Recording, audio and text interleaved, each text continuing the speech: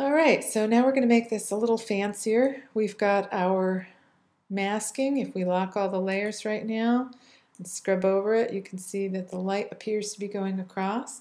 And I'd mentioned that we're going to do two more things to make it look more interesting. One is that we're going to animate the shadow, the drop shadow, and the other is that we're going to add a soft effect on top of the spotlight to give it a spotlight effect. So let's do the shadow first. I'm going to unlock my layers and hide the mask for the moment. And I'm going to take a look at that drop shadow area, this layer right here. And if our light source was in fact moving from right to left, this shadow would also be moving. So what I want to do is, let's first of all make it so that it's a little bit blurry. Add a blur. I know that drops down and you couldn't see it, but it was adding a blur. So we've got a little bit of blur to it.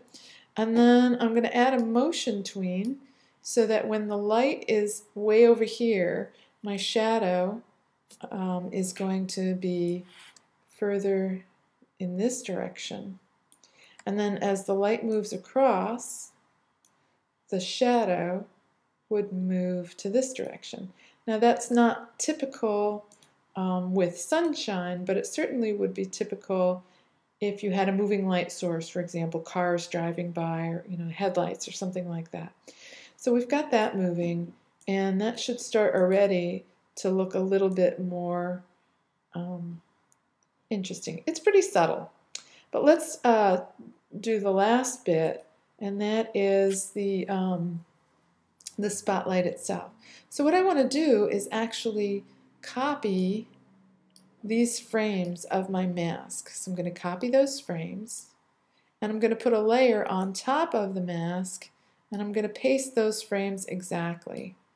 So if I were to, for example, change the tint on this, you'd see that now I've got a different shade of ball moving exactly on top of my mask.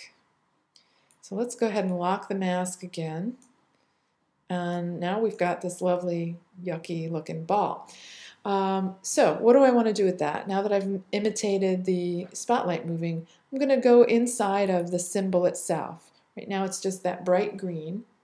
And I want to modify it so that it has a gradient on it with a translucent center. So how do I do that? Well, while it's selected, I'm inside the symbol. While it's selected, I'm going to go to my color palette, and I'm going to say I want to make a new radial gradient. And by default, it gives me the black to white gradient. And you can see that the black is in the center, the white is on the outside. So I'm going to start by changing the black to white. And all I need to do is that. So now that it appears to go from white to white, I'm going to then take my center white, and I'm going to lower the opacity down almost to nothing. Let's keep it at, say, 10%.